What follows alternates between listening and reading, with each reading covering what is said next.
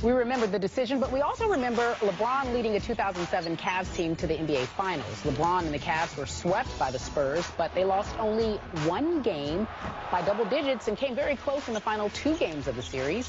LeBron had some help from Drew Gooden and Daniel Gibson. So we asked you this question earlier. We wanted you to weigh in. Which team would be better, the 2007 Cavs team or the 2014? You all have said 2014, 56%. So they know what they're talking about? They do? Skip. Skip, the question is for you. You start first. They don't know what they're talking about. Oh, boy, I knew you were going to say that. Will LeBron be better returning to that team or the 2007 team?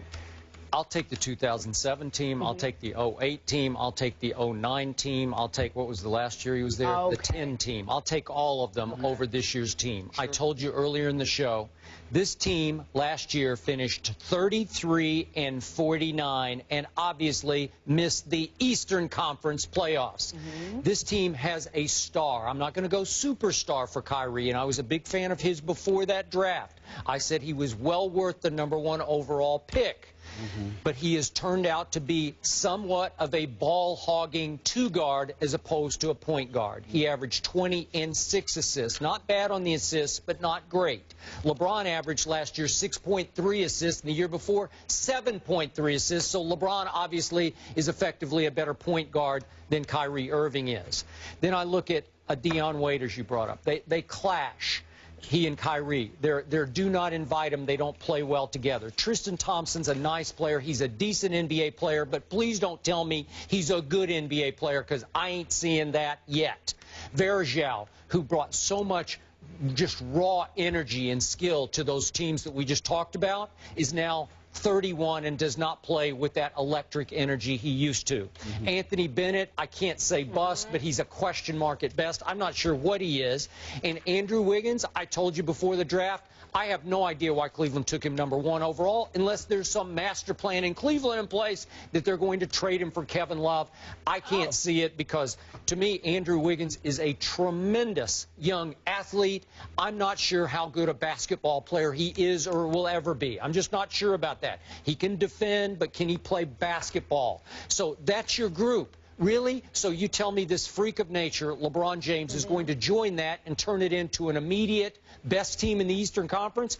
I don't think LeBron believes that in his heart of hearts. And as you pointed out about that NBA Finals, if we go back to 07, in San Antonio, LeBron's team lost by 9 and 11. Not terrible, not like what we just witnessed.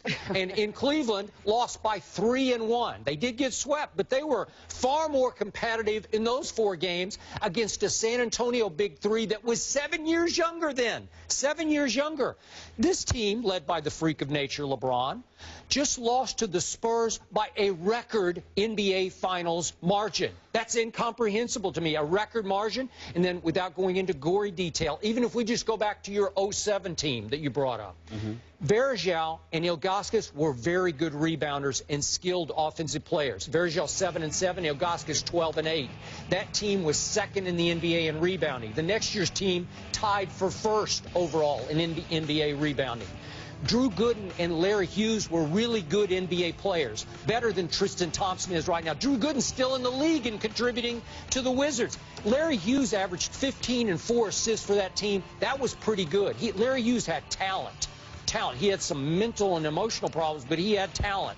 Daniel Gibson, Boobie Gibson, shot 42% from 3 that year, and our friend Damon Jones shot 39% from 3. So you had 2 snipers, and you had a Sasha Pavlovic who could defend and was a rugged, tough inside player for them, who at about 6'5" or 6'6", caused problems for people.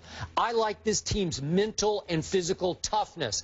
It's veteranness more than I like what you have now in Cleveland. I'm sorry. People are overhyping maybe Andrew Wiggins. Damon was defending himself before he came on the show. Well, he got after Stephen A. and he said, you always underestimate our talent that year. Damon's my man. I've known him for years, and I've always told him the same thing.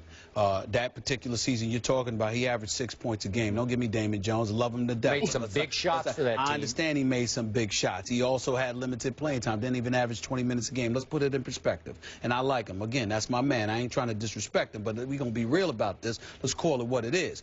This team in 2007, they were bigger. They were tougher. Basketball is a matchup. Stop bringing up the Spurs. The Spurs can dominate most teams. They're loaded. They go 10 deep. You had the genius of Greg Popovich making sure not a single starter averaged 30 minutes a night. So they were fresh for the postseason. But they were playing the freak of nature. No, but what I'm trying to say to you, well, it's one man. You go that. Okay, so, well, but in the A block today, you were telling me how that one man can just turn teams into contenders like that. Yes, team into contenders, but not a champion. You need help. Oh. Michael Jordan proved you need help. Bill Russell proved you need help. Kareem Abdul-Jabbar needed help. Magic needed help. Isaiah needed help. Bird needed help. What, LeBron James not supposed to need help? Stop the nonsense. You're just trying to be a contrarian. Just listen up. The point that I'm trying to make... being honest is what I'm being. I'm trying to break it down to you. The fact of the matter is that when you look at Cleveland, they were bigger. They were definitely tough-minded. Defense was their signature. Mike Brown was their coach. We understand that. But don't give me Larry Hughes. Larry Hughes was a decent player, was challenged from the perimeter, but they didn't call him L Boogie for nothing. He can boogie down on you and get to the hole and do what he could do. Eric Snow was a defensive guy. Offensively, that wasn't his thing. Kyrie Irving and Deion Waiters, to me, are a better option than Damon Jones, Eric Snow, and who did we just mention? Larry Hughes. So that's just how I feel about it. That's number one. Number two, you look at it from LeBron and what he would bring to the table. Anderson Varejao is still on this roster. You're thinking about age or attrition. You know what I'm thinking about Anderson Varejao? He doesn't have LeBron. If he had LeBron, he would be just as effective because he's smart, he's still big and tough, and he can do the job for you. You look at some of those other guys. Now, Spencer Hawes is gone now, so that's a loss for them, I give you that. Spencer Hawes, he's somebody that I would like to have still seen on the Cleveland Cavaliers squad if LeBron James was supposed to have arrived there. Those kind of things resonate with me. But overall, in the end, you got to be able to score some points and what have you. And I look at Cleveland. And I'm saying Kyrie Irving with the Waiters, with Varejao still there, with the Wiggins and his talent, with the LeBron, I believe that at least offensively, this would be a better team than Cleveland had in 2007 or 2010. But you got me defensively because they were bigger and they could rebound. And that was but Ilgauskas. I almost hate bringing up his name because I feel he's such an, I don't know if you never met him. He's so nice. Lightning might strike you down if you ever said an insulting word about him or Jose Calderon. Well, you can't find two better guys than that. Continue this debate after we take a break. 2007 versus 2014.